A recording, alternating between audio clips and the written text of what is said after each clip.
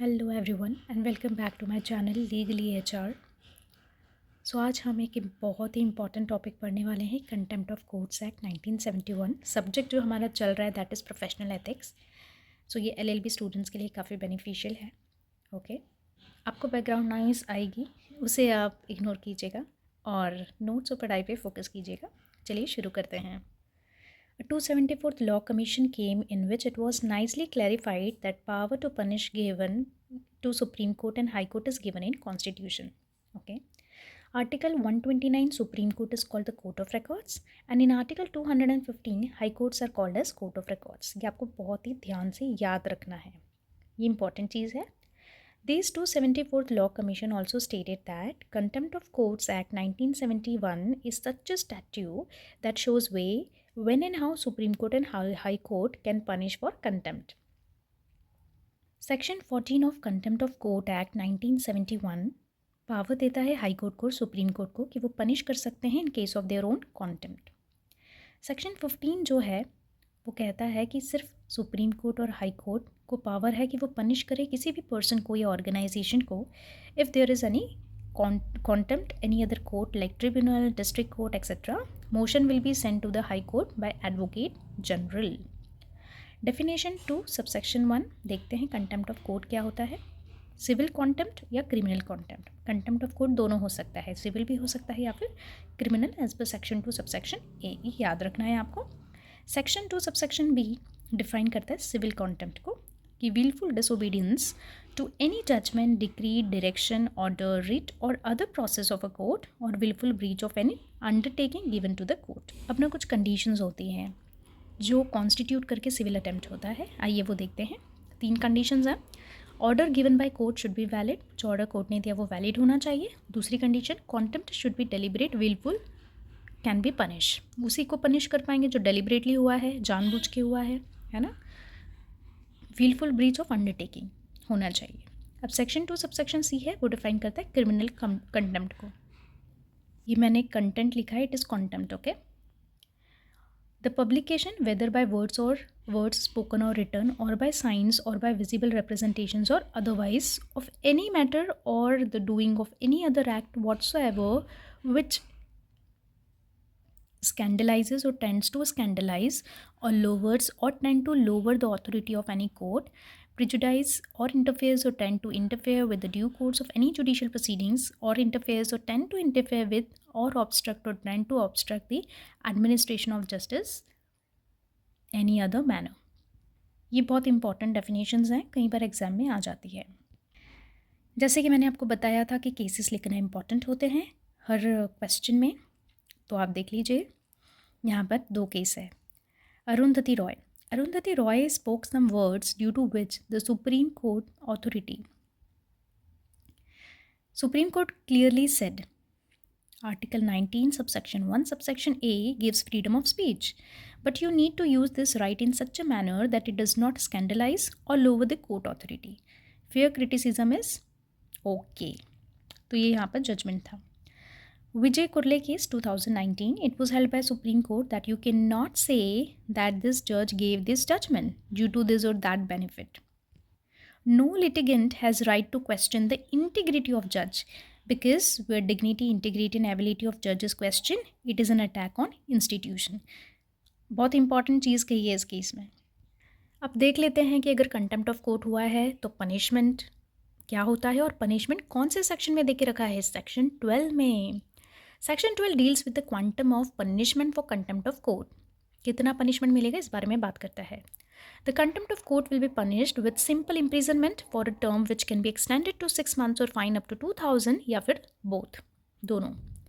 If a person apologize before court, the court may forgive the person if it satisfy, लेकिन satisfy होना चाहिए। Punishment to a company, section 12 subsection 4 में देके रखा है। Where a company is found guilty of contempt in respect to any undertaking given to a court, every person whom at the time contempt was committed was in charge of as well as the company shall be deemed to be guilty of contempt, and punishment will be enforced by the detention in civil prison of each such person. Okay? Period of limitation, ये बहुत important topic है, period of limitation. Section 20. So limitation for filing action for contempt cases. As per Section 20 of the Act, maximum period कितना है? 1 साल. If a crime is committed today, you need to go to court to start the proceedings within 1 year from the date of crime committed. 1 साल के अंदर अंदर, ठीक है. For example अगर आज कमिट हुआ है कोई क्राइम तो आज से 1 साल के अंदर अंदर. It is applicable for civil and criminal contempt, दोनों के लिए अवेलेबल है, ये एप्लीकेबल है. Defence in civil contempt cases. If a civil case contempt is going on, अगर सिविल केस कंटेम्प्ट चल रहा है, what defence one can give to save oneself, क्या डिफेंस कोई दे सकता है अपने आप को बचाने के लिए? First person can say disobedience was not wilful. Second कह सकता है I could not receive the order. तीसरा कह सकता है this particular word line sentence can be interpreted in many ways, so got confused. Fourth, the order compliance is impossible by proving it. Fifth, one can say this order was passed, but this order does not comes under your jurisdiction, मतलब capacity. Defence एक important part हो जाता है, देख लेते हैं. Defence and criminal contempt cases section 3, 4, 5, 6 और 13 applicable है यहाँ पर क्रिमिनल कंटेम्प्ट केसेस में. सेक्शन 3 क्या कहता है? Talks about something that you have published and distributed and it has defamed जज को डिफेम कर दिया, ऐसा कुछ आपने पब्लिश कर दिया, ऐसा कुछ आपने डिस्ट्रीब्यूट कर दिया, ऐसा कहता है section 3 of the act. In this case you can say it is an innocent publication, आप कह सकते हैं कि इनोसेंट था publication, distribution of the matter not contempt. Section 4 क्या कहता है? If a case is going on, अगर कोई केस चल रहा है और जो रिपोर्ट है वो पब्लिश हो चुकी है, as it is what happened, there is no contempt on it. Okay.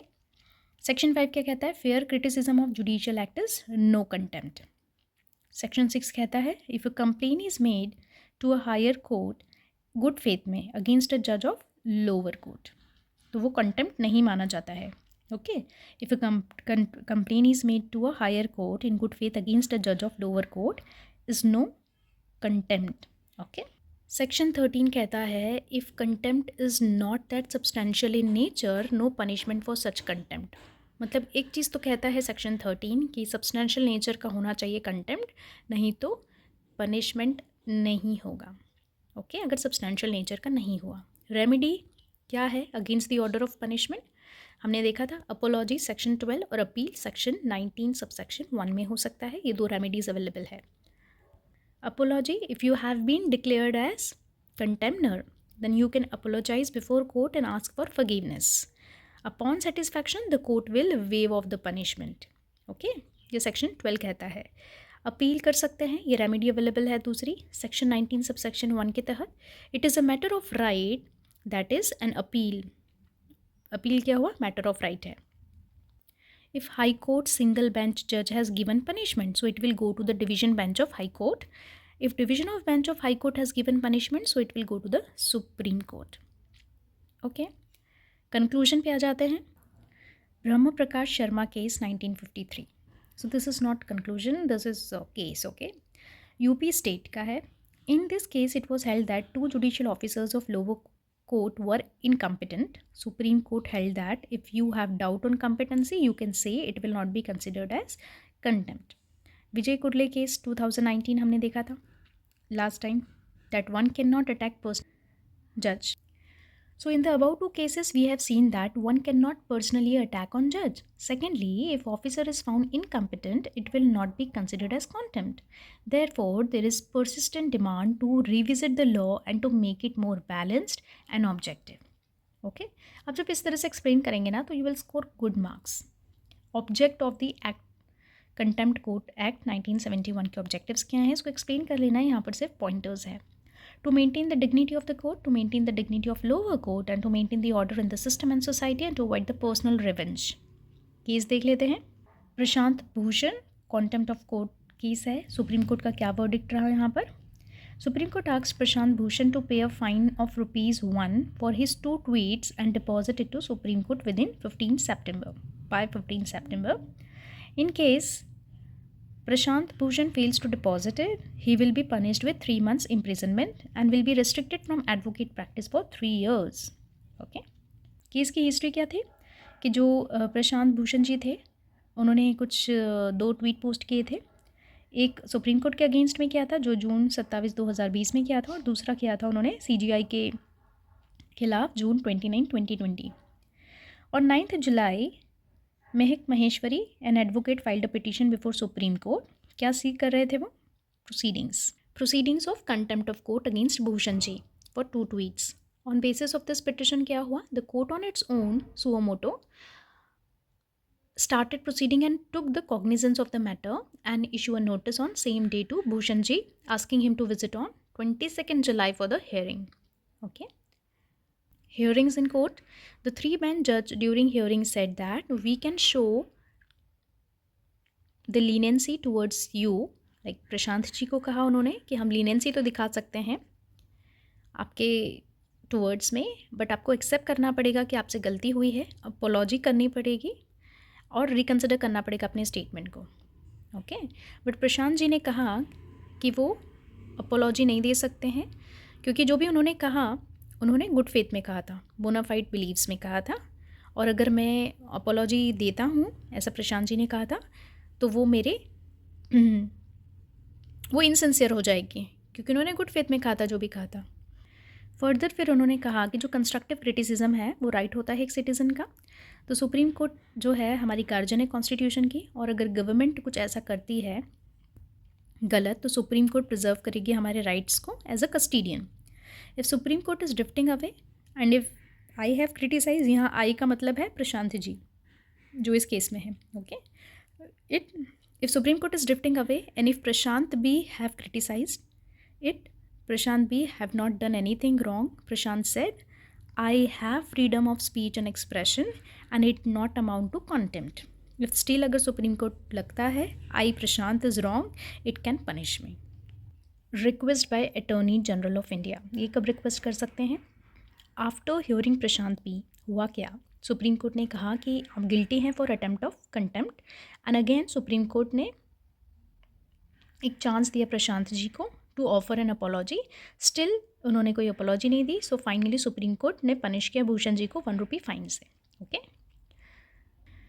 इसके बीच में क्या हुआ कि जो अटर्नी जनरल ऑफ इंडिया उस टाइम के वेणुगोपाल जी थे और राजीव धवन जी रिक्वेस्ट किया सुप्रीम कोर्ट की पर्सनल लेवल पे कि उनको पनिश नहीं किया जाए, जस्ट उनको एक वार्निंग दे दीजिए.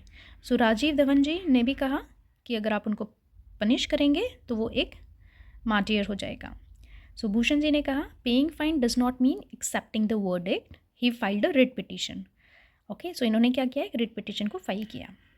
Arun Mishra ji, Krishna Murari bench. Okay. And on 14th August alleged mister Bhushan for contempt of court. So ये केस था. Okay. Now there is a difference between civil contempt और क्रिमिनल कंटेम्प्ट, है ना. तो जब भी आपको डिफरेंसेस इसलिए पता होना चाहिए कि आपके लिए इजी हो जाता है एग्ज़ाम में लिखना. सो जनरली ये डिफरेंसेस आते नहीं हैं, है ना. कुछ यूनिवर्सिटीज़ में आते हैं, कुछ में नहीं आते हैं, बट मैं इसको इसलिए लिखती हूँ ताकि एक अंडरस्टैंडिंग बनी रहती है कि दोनों में डिफरेंस क्या है लाइफ लॉन्ग. ठीक है. तो सिविल कंटेम्प्ट और क्रिमिनल कंटेम्प्ट. तो पहले डेफिनेशन में जो आपने डेफिनेशन लर्न ही करना पड़ेगा आपको, तो वो डेफिनेशन के सेक्शन लिख दो, फिर डेफिनेशन लिख दो पूरी एज पर सेक्शन क्या है ना. जैसे सिविल कंटेम्प्ट क्या है, जो डेफिनेशन लिख रही है वो है कौन से सेक्शन में दे के रखा है, सेक्शन 2 सबसेक्शन बी में दे के रखा है. क्रिमिनल सेक्शन 2 सबसेक्शन सी में दे के रखा है. इट कंटेन्स लेस सीरियसनेस और it is more serious and aggravated form of offence. अब मैं ना कैसे रिमेंबर करती हूँ, मेरी ट्रिक आपको बता देती हूँ. जो भी मेरे डिफरेंसेस होते हैं ना उनको मैं ट्रिक से मतलब याद रखती हूँ. जैसे इसको मैंने किया है M3S2 पार, है ना. M मतलब मीटिंग्स, P मतलब प्रूफ, PAR पार का मतलब P से प्रूफ हो गया, A से अबाउट हो गया, R से राउट टू काउंसिल हो गया. तो इस तरह से मैं इसको रिमेंबर करती हूँ. आप कुछ भी ट्रिक अपना सकते हैं, मैंने जस्ट आपसे शेयर किया. Proof. So civil contempt needs less proof, criminal needs strong proof, है ना. ये तो बाय डिफ़ॉल्ट हमें पता है. It is about what will happen next, क्या होगा आगे, and it is about what happened before, पहले क्या हुआ. Meetings, civil contempt meeting are easier than criminal and criminal contempt meetings are not easier like civil contempt. Mens rea is an essential ingredient to be proved in civil contempt and mens rea need not be proved and is not essential in criminal contempt. Right to counsel यहाँ पर no, यहाँ पर yes, मतलब आप लिख सकते हैं उसको सेंटेंस बना के. Then a civil contempt may be considered as criminal contempt if the contemnor neglects to obey the court's order already given in the previous instance. So criminal contempt में क्या है? Criminal contempt cannot be converted into a civil contempt. It does not lose its criminal nature. Sixth difference है degree of proof. The degree of proof is required which is less than that of criminal contempt, और the degree of proof जो criminal में है वो higher होता है than that of civil contempt. ये तो easy है. The aggrieved party brings to the notice of the court about contempt by way of an application. Civil contempt में, और court takes the cognizance of the case criminal contempt में. Apology is a good defense in civil contempt proceedings, और criminal contempt में cases में क्या होता है? The court accept the apology but may not incline to set aside the punishment. Only in genuine cases the court may show the sympathy and reduce the period of punishment. Okay, ये punishment आपका postpone भी किया जा सकता है, imprisonment, और at least given reprimand. Last 9th जो है डिफरेंस सिविल कंटेम्प्ट में और क्रिमिनल कंटेम्प्ट में वो देख लेते हैं. Wilful disobedience to any decree, direction, judgment, order, writ of court, or wilful breach of an undertaking given to a court is called as civil contempt. And the publication of any matter or the doing of any act whatsoever is a criminal contempt. मतलब हमने ये definition meaning जो है वो बता दिया. Okay, so here we complete the another question. I hope ये helpful हो आपके लिए.